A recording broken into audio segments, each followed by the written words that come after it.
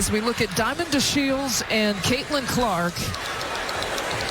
How much more experience that gives you over other players coming in, right? So people say, dang, like he or she's killing them. But you have a 25-year-old playing against a 20-year-old. Mm-hmm.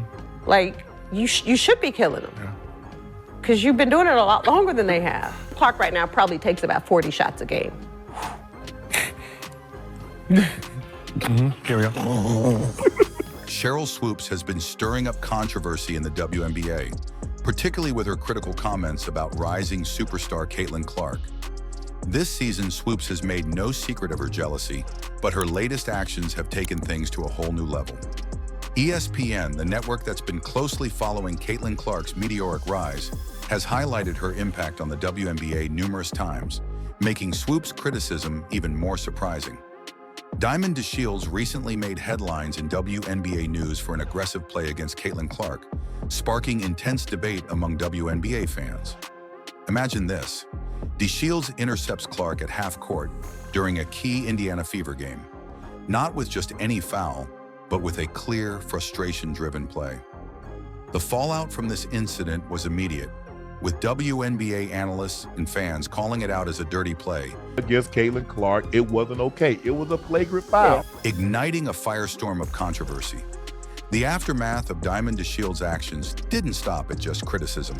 DeShields faced a barrage of backlash, including receiving racist threats. Diamond DeShields received racist threats after Caitlin Clark flagrant foul, which highlighted ongoing issues within the WNBA community. But amid this storm, Sheryl Swoopes stood out as a vocal supporter of DeShields, continuing her narrative against Caitlin Clark. Swoopes tweeted, "Head up, kid. Hate will not win. You are covered, and there's nothing these evil people can do about that. All love for you." This tweet, while supportive of DeShields, had significant consequences for Swoopes, leading to her removal from the WNBA broadcast team for the highly anticipated Fever versus Dallas Wings game, a pivotal WNBA matchup. When questioned by WNBA fans who were eager to hear her commentary, Swoopes didn't hold back, responding with the now famous phrase, "Not today, Satan." But let's be honest, supporting WNBA players who engage in potentially dangerous, career-threatening actions isn't a good look for a WNBA legend like Swoopes. This incident isn't isolated, it's just the latest in a series of actions that suggest jealousy and resentment towards Caitlin Clark, one of the most talked about players in women's basketball today. Stephen A. Smith, a well-known sports commentator frequently featured on ESPN, has consistently defended Caitlin Clark, and this time was no different. Smith didn't hesitate to call out Sheryl Swoopes for her biased and baseless criticism of Clark. Swoopes. No, Caitlin Clark. Respectfully, Sheryl Swoopes, you have any idea how that makes you look? You have any idea how that serves to stain any kind of critique of Caitlin Clark? The Caitlin Clark effect isn't just a buzzword. It's a real phenomenon in women's basketball, driving WNBA viewership and attendance to new heights. Caitlin Clark is redefining the game every time she steps onto the court, breaking WNBA records and setting new standards for what's possible in women's sports. But with greatness comes envy, and Swoopes' actions seem to reflect the challenges that come with being a trailblazer like Caitlin Clark. The tension between Sheryl Swoopes and Caitlin Clark goes back to Clark's college basketball days. Swoopes openly questioned whether Clark's skills would translate to the WNBA, even suggesting that Angel Reese's game was better suited for professional play. Swoopes confidently predicted that Clark wouldn't dominate the WNBA immediately. Like, nah, it's not gonna be that easy. So will Caitlin Clark be a good pro? Absolutely. Will Caitlin Clark come into the WNBA and do what she's doing right now? Immediately? Absolutely not. Not gonna happen. Okay. But as we've seen, Caitlin Clark has exceeded all expectations, proving her doubters wrong at every turn. But Swoopes didn't stop at questioning Clark's abilities. She also criticized Clark's NCAA scoring record, dismissing it as a result of volume shooting rather than skill. Going to break a record, to me, if it's legitimate, you have to break that record in the same amount of time that that player set it. Okay. So if Kelsey Plum set that record in 4 years, well, Caitlin should have broke that record in 4 years. But because there's a COVID year and then there's another year, you know what I mean? So she's already had an extra year to break that record. So is it truly a broken record? Yeah, that'll go in the record books as Caitlin Clark is the all-time, whatever it is. I don't even know what the number is, but that's the way it'll be. And I don't think it should be. However, Swoopes got several key facts wrong. She claimed that Caitlin Clark took advantage of an extra year of eligibility due to COVID-19, playing 5 years of college basketball. In reality, Clark played the standard 4 years, just like Kelsey Plum, the previous record holder. What's more, Caitlin broke the record in fewer games, showing that it wasn't just about taking more shots, but making them count.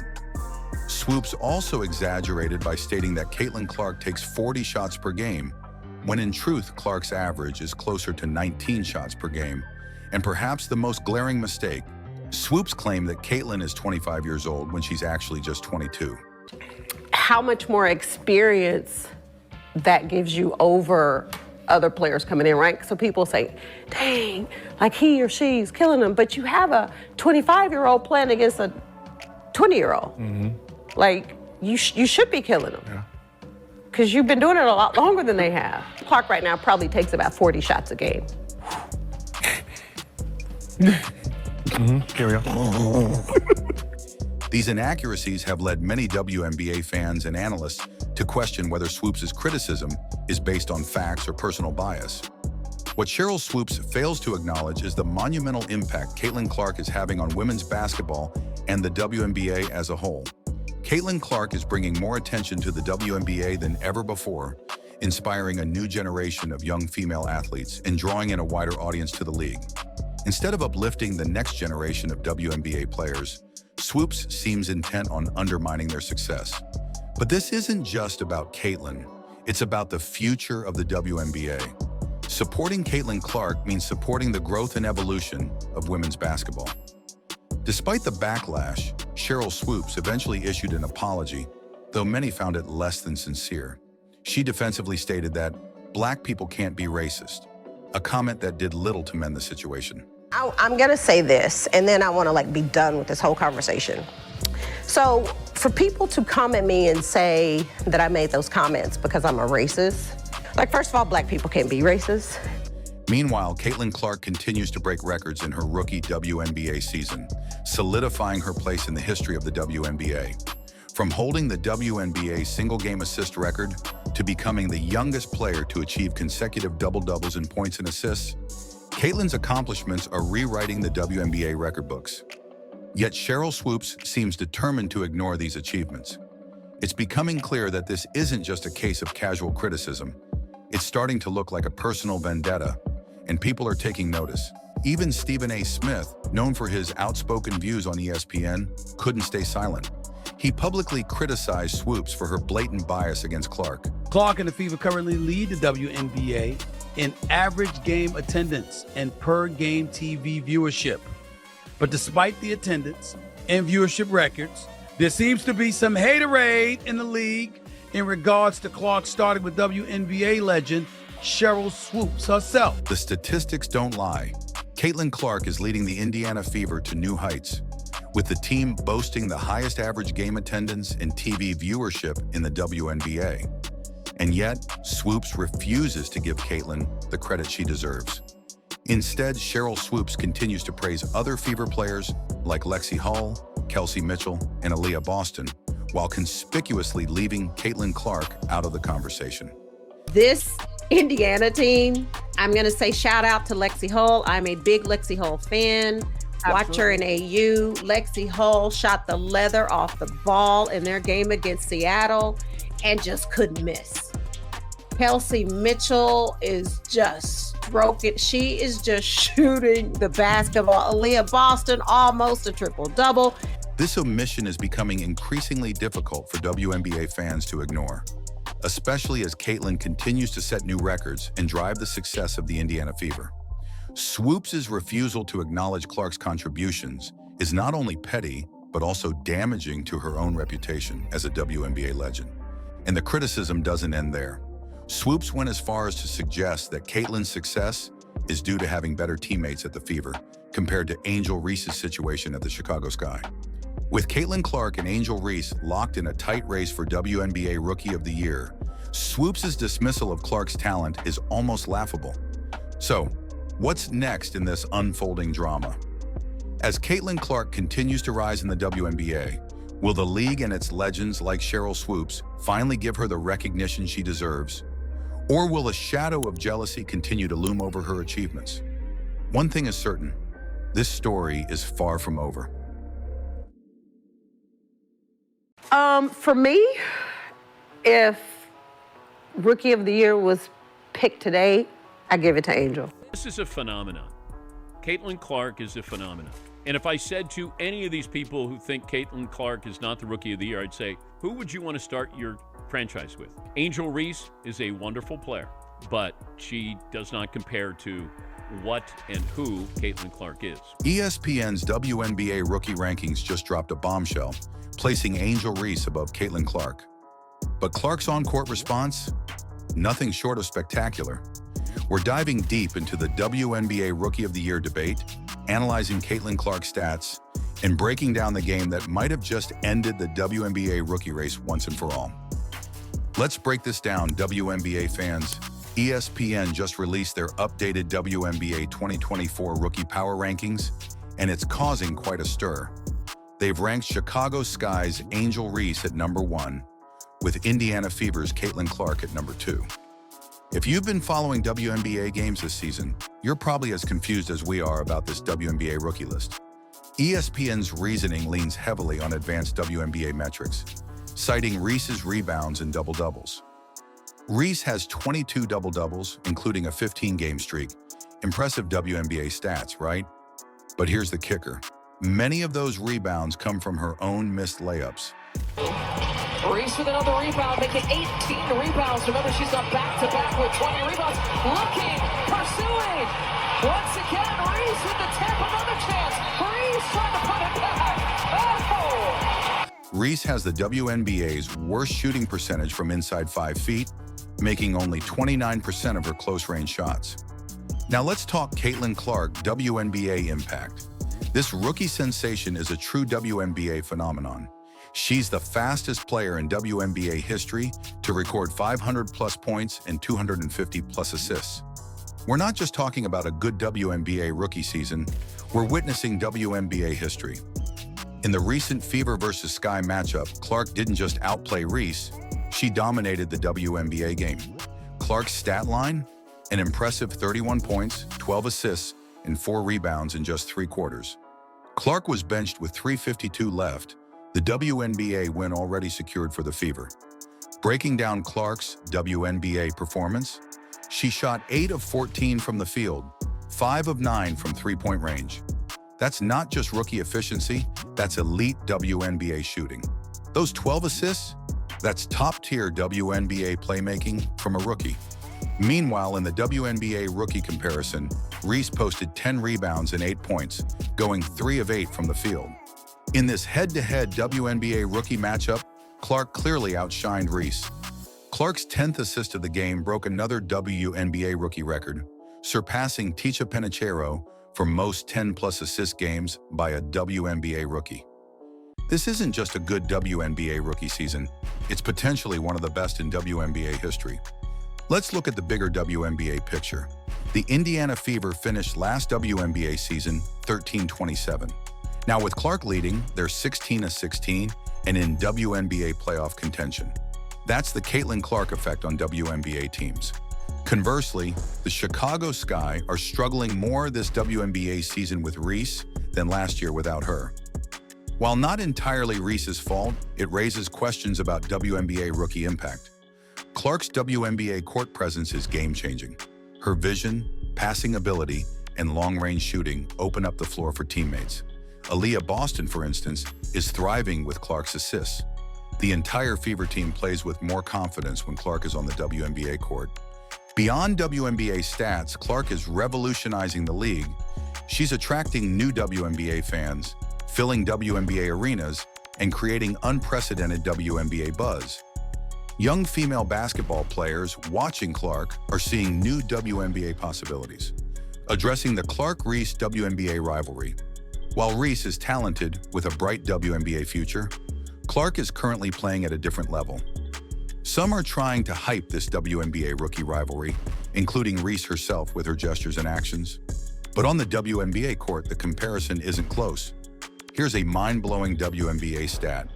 Caitlin Clark averages more blocks per game than Angel Reese, despite being 4 inches shorter. That's WNBA defensive impact from an offensive superstar. The final score of the Fever Sky game? 108-81, a dominant WNBA victory for Clark and the Fever. Even the Chicago WNBA crowd recognized Clark's brilliance, giving her a standing ovation as she left the court. That's respect in WNBA enemy territory. We need to address the less pleasant aspect. Late-game frustration leading to a dirty play against Clark. But true to her WNBA star status, Clark got up and kept going, showcasing her resilience in the face of WNBA physical play. If ESPN needed this WNBA game to reassess their rookie rankings, they got it. Clark didn't just outplay Reese, she made the entire concept of a WNBA rookie race seem laughable. Clark doesn't need defending. Her WNBA performances speak for themselves. She's not just the best WNBA rookie, she's rapidly becoming one of the best WNBA players overall. Clark's impact extends beyond individual games. She's elevating the entire WNBA, bringing unprecedented attention and excitement to women's basketball. When was the last time we saw this much buzz around a WNBA rookie? Clark's influence will be felt in women's basketball for years. She's inspiring the next generation of WNBA players, showing young girls what's possible in professional women's basketball. Her style of play is revolutionizing WNBA offensive strategies. Those long-range threes and no-look passes aren't just effective. They're making WNBA games must-watch events. As for the WNBA Rookie of the Year race, Clark's performance against the Sky should have ended any debate. She's not just the best rookie, she's a top WNBA player, period. Credit is due to the Indiana Fever coaching staff, especially head coach Christy Sides, for maximizing Clark's WNBA potential. They've built their WNBA offense around Clark's strengths, showcasing smart WNBA coaching strategy. WNBA rankings are opinions, but Caitlin Clark's on-court performances are facts. She's not just meeting WNBA rookie expectations, she's shattering them. The WNBA Rookie of the Year debate is over. Clark settled it with the ball in her hands and the crowd on its feet. The real question, how many WNBA MVP awards will Clark win? We're witnessing the birth of a WNBA superstar, and the league will never be the same. I idolized WNBA players growing up, and now that I'm here in this moment and I get to do the same exact thing, like, how lucky am I? Clark gets her first field goal of the afternoon. Did you catch the final quarter between the Indiana Fever and the Dallas Wings? When it seemed like the game was slipping away, Caitlin Clark and Kelsey Mitchell rewrote the script entirely.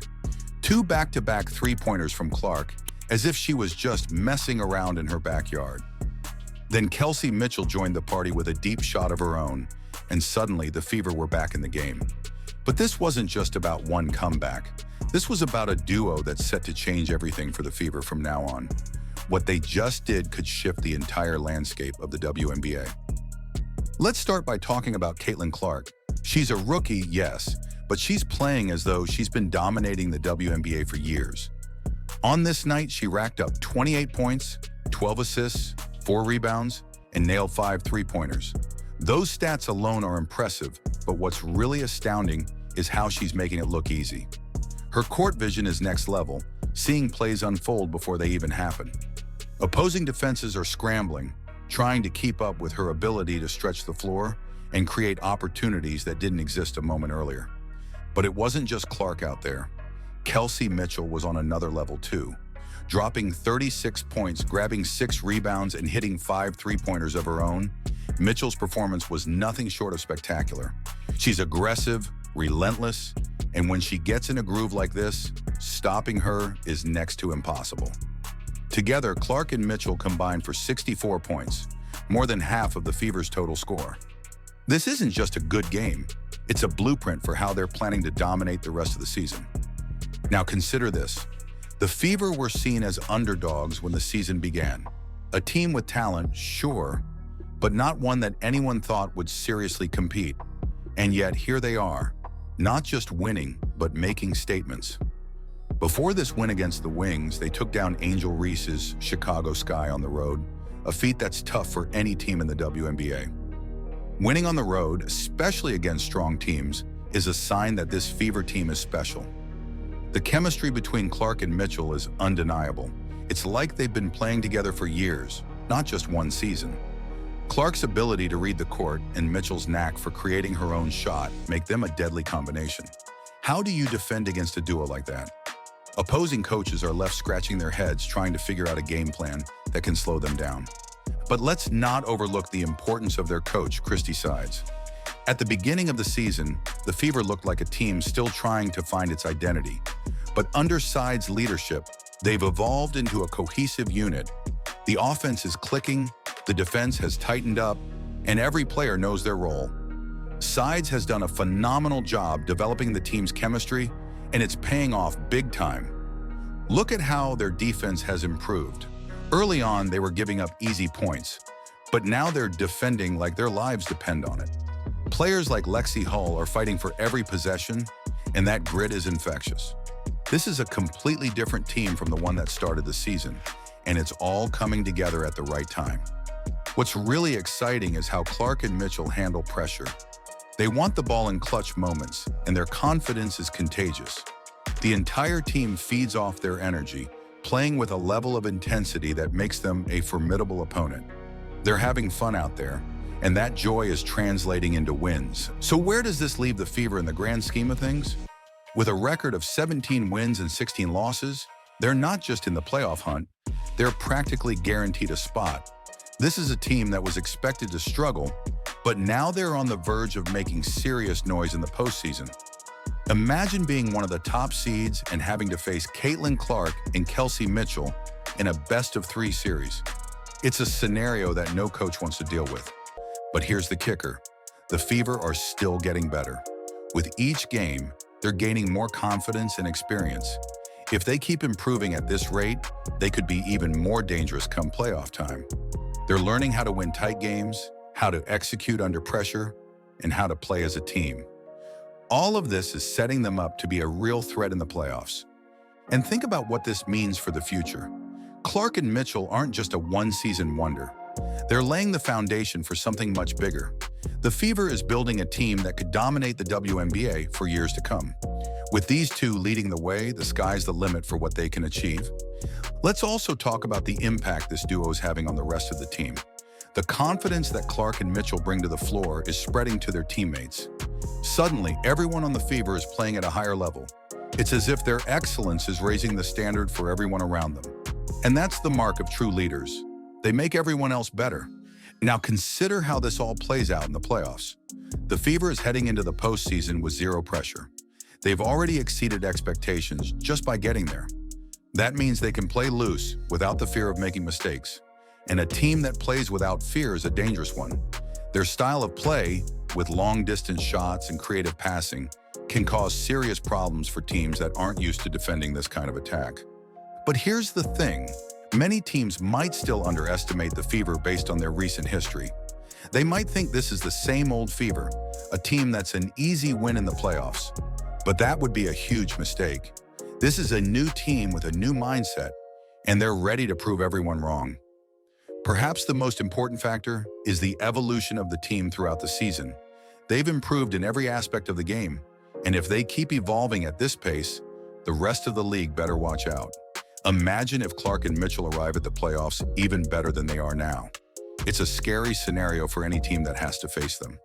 Of course, winning a title is still a tall order, but making noise in the playoffs, knocking off a favorite, all of that seems increasingly possible. And regardless of the final result, this is just the beginning. With Clark, Mitchell, and the rest of the team, the Fever is building something special.